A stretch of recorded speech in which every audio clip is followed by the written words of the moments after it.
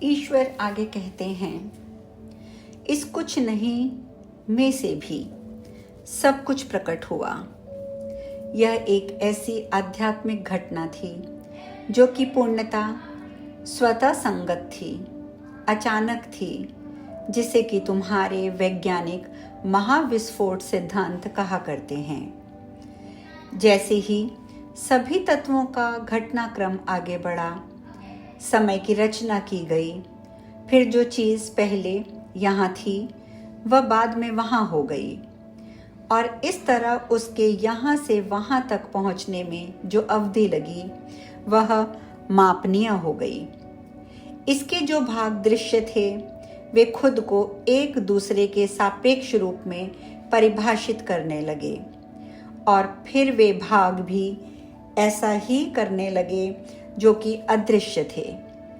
ईश्वर जानता था कि प्रेम को अपने अस्तित्व के लिए और खुद को विशुद्ध प्रेम के लिए, इस रूप में जानने के लिए, प्रेम के बिल्कुल विलोम के अस्तित्व में होने की भी आवश्यकता थी।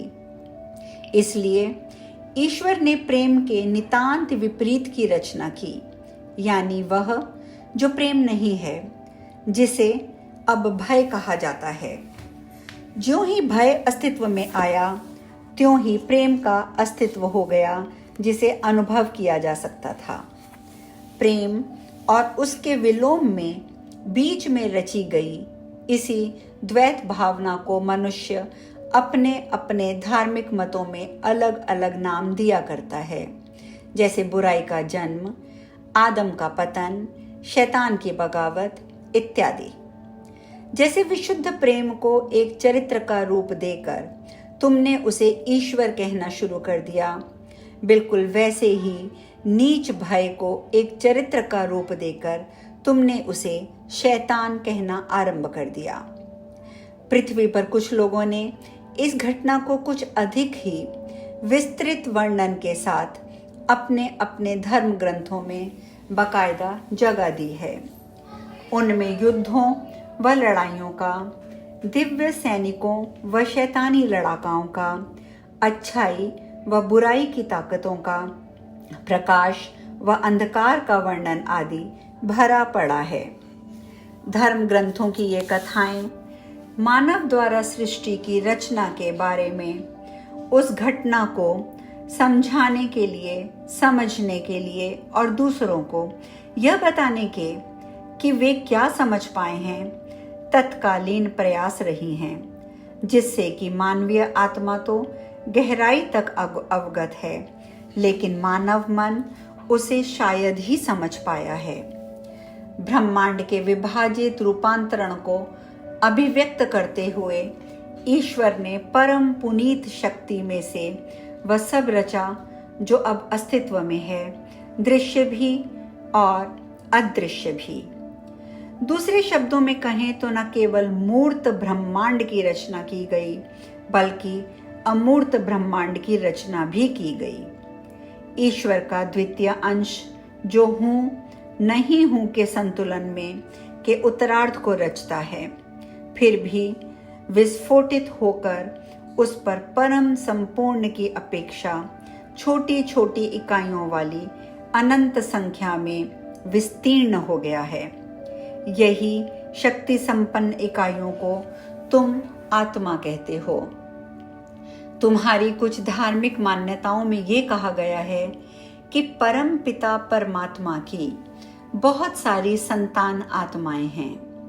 मानवीय जीवन के अनुभव की यह सदृश्यता खुद को बहुगुणित करती हुई एक ऐसी विधा लगती है जिससे कि जन समुदाय उस धारणा की वास्तविकता को धारण कर सके कि स्वर्ग में असंख्य आत्माओं का अचानक प्रादुर्भाव, अचानक अस्तित्व में आना कैसा हुआ होगा।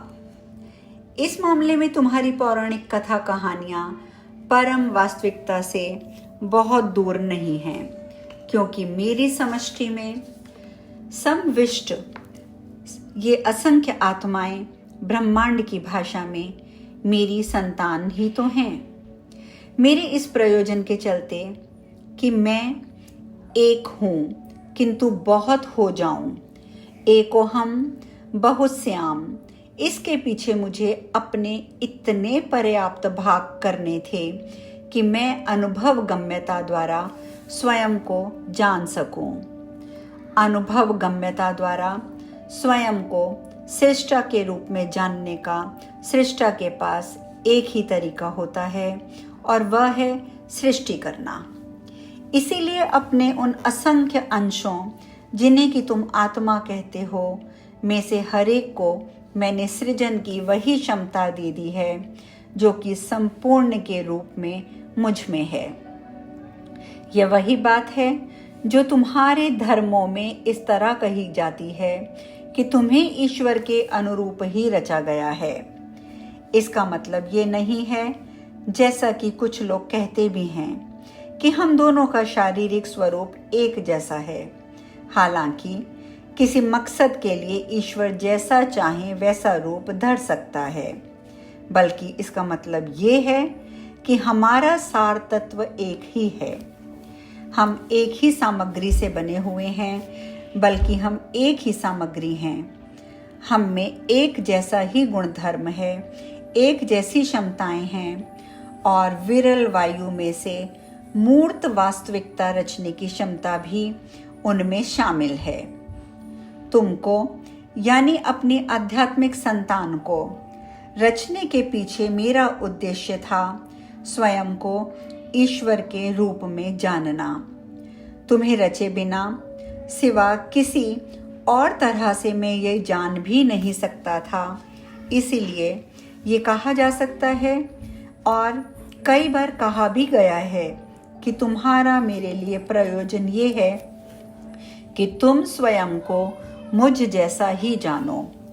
ये बात आश्चर्यजनक रूप से सरल प्रतीत होती है, लेकिन फिर भी बहुत जटिल हो गई है। और यह इसलिए क्योंकि तुम्हारे लिए खुद को मुझ जैसा जानने का केवल एक ही तरीका है, और वह ये है कि तुम पहले खुद को जानो, ना कि मुझको। इस बात पर चलने की कोशिश करो। इस पर आगे बढ़ने के लिए पूरा दम लगा दो, क्योंकि ये बहुत ही सूक्ष्म विषय है। क्या तुम इसके लिए तैयार हो? मैंने कहा, लगता तो है। ईश्वर बोले, बहुत अच्छे। याद रखना कि तुम ही ने ये खुलासा करने के लिए कहा था। बरसों तुमने इसका इंतजार किया था। तुमने इसे एक सामान्य जन की जिज्ञासा के रूप में पूछा था, ना कि किसी धर्म दर्शन के सिद्धांत या किसी वैज्ञानिक सिद्धांत के लिए। मैंने कहा, हाँ, मैं जानता था कि मैं क्या पूछ रहा हूँ। ईश्वर बोले, और जैसा तुमने पूछा वैसा तुमने पाया। तो अब इस विषय को सरल रखने के लिए मैं अर्थात ईश्वर की संतान वाले तुम्हारे धार्मिक प्रतिमान को चर्चा का आधार बनाने जा रहा हूँ, क्योंकि यह वह प्रतिमान है जिससे तुम खूब परिचित हो और कई तरह से यह सत्य से बहुत दूर भी नहीं है। इसलिए ये जानने के लिए कि ये प्रक्रिया किस तरह काम करती है, हमें थोड़ा सा पीछे जाना होगा। ईश्वर कहते हैं, अपनी सारी आध्यात्मिक संतानों को ये बताने का कि वह मेरा ही अंश है। मेरे पास केवल एक ही तरीका है, और वह है उन्हें ये सब बता दिया जाए। बस मैंने ऐसा ही किया।